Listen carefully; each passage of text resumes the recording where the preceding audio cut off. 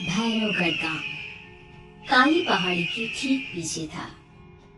काली पहाड़ी यानी मौत का घर। भैरवगढ़ गांव तक पहुंचने का रास्ता बेहद दुर्गम था। लगभग 24 घंटे घने तूफान और तेज हवाओं की वजह से वहां के वीराने माहौल की कहानियां लोगों के दिलों को दहला देती थी। ऐसे बहुत कम लोग थे जो भैरवगढ़ गांव तक जाने की हिम्मत करते थे। लोगों का कहना था कि इस गांव के आसपास बुरी आत्माओं का साया मंडराता है। गांव के रहने वाले लोगों ने वैसे तो अपनी आंखों से किसी बुरी आत्मा या साये को नहीं देखा था, लेकिन गांव का बच्चा बच्चा इस बात को महसूस कर सकता था कि गांव के ऊपर कोई तो खौफनाक साया मंडरा रहा है। और उसकी वजह ये थी कि उस गांव में जैसे ही कोई लड़का 18 साल का होता, उसके 18वें जन्मदिन की रात ठीक 12 बजे अकस्मात उसकी मौत हो जाती। हर बार ये मौतें बड़े ही रहस्यमयी ढंग से होती और इस बार सरपंच सुमेर के बेटे को 18 साल होने में अब बस 15 दिन बाकी थे। अजी सुनते हैं, हमारा बेटा भी कुछ दिन बाद 18 साल का हो जाएगा। कहीं वो डायन उसे भी खा गई तो? कैसी बातें कर रही हो? जब वो इस गांव में ही नहीं है तो कोई भी डायन या बुरा साया उसका कैसे कुछ बिगाड़ सकता है? उसे कुछ नहीं होगा। हाँ जानती हूँ, आपने उसे पढ़ाई के बहाने इस गांव से बाहर निकाल शहर भेज दिया है, लेकिन ये भी तो सच है ना कि वो बार बार यहाँ आने की जिद करता रहता है।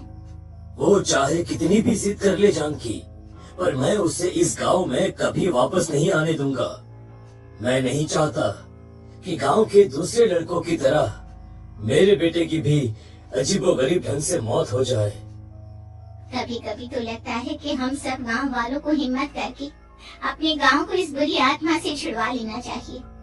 लेकिन कौन जानता है आखिर वो खतरनाक साया किसका है? वो काली आत्मा कौन है जो रातों रात हमारे गांव के लड़कों को निगल जाती है? सुमेर और जानकी जब ये सारी बातें कर रहे थे तब रात के लगभग 10 बज चुके थे और हर रात की तरह भैरवगढ़ गांव एक भयानक काले तूफान की आगोश में था। बाहर चल रही तेज हवाएं और बारिश के बीच कभी कभी ऐसा लगता जैसे कोई बुरी तरह से चीख रहा है। किसी के तड़पने और चीखने की आवाजें गांव के कानों में बार बार टकराती, पर वहां रहने वाले किसी भी औरत या आदमी के अंदर इतना साहस नहीं था कि वो अपने घर से बाहर कदम रख के उन आवाजों तक पहुंच सके। सो जाओ जानकी और घर के खिड़की दरवाजे कसकर बंद कर दो। अब जानकी सब खिड़कियां ठीक से बंद करने ही लगती है कि तभी उसे अपने घर के दरवाजे पर जोर जोर से खटखटाने की आवाजें सुनाई देती है। इन आवाजों को सुनकर जानकी और सुमेर के चेहरे डर से पीले और हाथ पैर ठंडे पड़ जाते हैं। जानकी, जानकी, इतनी रात कौन होगा? पता नहीं, ऐसा लग रहा है कोई बुरी तरह से दरवाजा खटखटा रहा है। अरे हाँ, पर किसी की आवाज भी तो नहीं आ रही। क्या करूं? दरवाजा खोल लूं या नहीं? कहीं ऐसा ना हो कि किसी को हमारी मदद की जरूरत हो। लड़खड़ाते कदमों से सुमेर दरवाजे के करीब जाता है और अपने कान को दरवाजे पर रख धीरे से आवाज देते हुए पूछता है, कौन कौन है? कौन है वहाँ? तभी एक बेहद डराने वाली आवाज उसके कानों से टकराती है। दरवाजा खोलो, दरवाजा खोलो, वरना आज की रात इस गांव में कोई जिंदा नहीं बचेगा। मैं जानती हूँ तुम्हारा बेटा 18 साल का होने वाला है। अगर उसकी जान की जरा भी परवाह है तो दरवाजा खोल दो। इस आवाज को सुनते ही सुमेर घबराकर पीछे हट जाता है और जानकी को पूरी बात बताता है। कहीं वो डायन हमारे घर तक तो नहीं पहुंच गई? अब हम क्या करेंगे? मुझे दरवाजा खोलना ही होगा जानकी। मेरे पास अब कोई रास्ता नहीं है। इतना कहकर सुमेर डर से अपनी दोनों आंखें कसकर बंद करता है और कांपते हाथों के साथ झटके से दरवाजा खोल देता है। तभी किसी के जोर से हंसने की आवाज सुमेर और जानकी को सुनाई देती है। उस आवाज को सुन दोनों दरवाजे की तरफ देखते हैं और सामने अपने बेटे राहुल को खड़ा देख तंग रह जाते हैं। राहुल के हाथ में उसका मोबाइल होता है जिसमें से वो आवाज बज रही थी। ये क्या मजाक है? तू यहाँ, तुझे मना किया था ना गांव में आने को, समझ में नहीं आता क्या? 18 साल का होने वाला है तू। माँ, आप लोग भी पता नहीं किन अंधविश्वास भरी बातों पर भरोसा करते हैं। क्या मैं अपने घर नहीं आ सकता? आप लोगों से नहीं मिल सकता? देख बेटा, हमने तुझे किसी वजह से ही इस गांव से दूर रखा था और यहाँ आकर तूने अच्छा नहीं किया। चल चल चल, मैं तुझे अभी के अभी वापस शहर छोड़कर आता हूँ।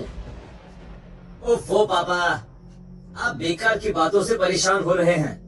बाहर इतना तेज अंधड़ तूफान चल रहा है, कहीं जाने की जरूरत नहीं है। मैं बस आप लोगों से मिलने आया हूँ, कुछ दिन रहकर चला जाऊंगा।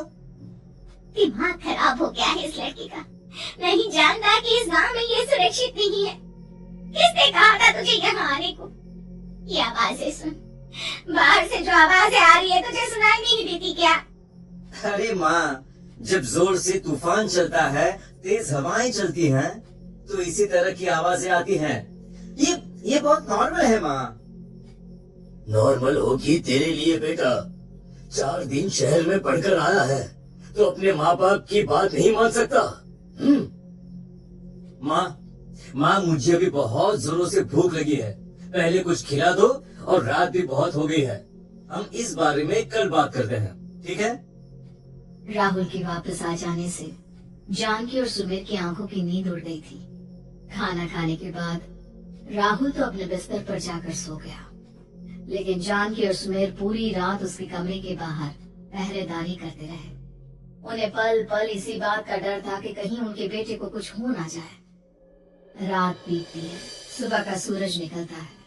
अब जैसे ही वो राहुल को नींद से जागते देखते हैं तो उन दोनों के दिल को सुकून मिलता है। अरे माँ, पापा, आप अभी तक यहीं बैठे हैं? क्या पूरी रात सोए नहीं? जिनकी जवान बेटी की जान को खतरा हो, उन माँ बाप को नींद नहीं आती बेटा। अब तो वापस शहर चला जा। देखो माँ, मैं किसी जरूरी काम से इस गांव में आया हूँ, और वो काम पूरा होने के बाद मैं खुद यहाँ से चला जाऊंगा। काम? गांव में तेरा क्या काम है? पापा, मैं बचपन से ही इस गांव के बारे में बेहद डरावने किस्से सुनते आया हूँ, इसीलिए अब मैं उन्हीं किस्सों के ऊपर डॉक्यूमेंट्री फिल्म बनाऊंगा। रिसर्च करना चाहता हूँ कि आखिर सच्चाई है क्या। हे भगवान, लो जी सुन लिया, और भेजो इसे पढ़ने के लिए शहर। मैंने आपसे पहले ही कहा था, मेरी बहन के पास दूसरे गांव भेज दो। ना ये शहर जाता और ना उल जुलूल की बात इसके दिमाग में आती। जानकी और सुमेर राहुल को समझाने की बहुत कोशिश करते हैं, पर वो किसी की बात नहीं सुनता और अपना कैमरा लेकर गांव के पास वाली काली पहाड़ी की तरफ निकल जाता है। अब राहुल जैसे ही काली पहाड़ी पर पहुंचता है, उसकी नजर पहाड़ी के ठीक बीचों बीच बनी एक पुरानी झोपड़ी पर पड़ती है। यहाँ भी कोई रहता है क्या? ये इंटरेस्टिंग होगा। राहुल की आवाज पहाड़ों से टकराकर उसके कानों में सुनाई दे रही थी। उसने चारों तरफ का नजारा देखकर वहाँ की तस्वीरें अपने कैमरे में उतारना शुरू कर दिया। तभी अचानक राहुल ने अपने कैमरे में खींची हुई तस्वीर को जूम करके देखा, और उसमें उसे जो नजर आया वो देखकर राहुल की होश उड़ गए। क्या सचमुच उस गांव के ऊपर किसी बुरी आत्मा का साया था? क्या राहुल की जान बच पाएगी? क्या देखा था राहुल ने उस फोटो में जिसे देखकर वो दंग रह गया? इन सवालों के जवाब जानने के लिए देखिए इस कहानी का अगला भाग।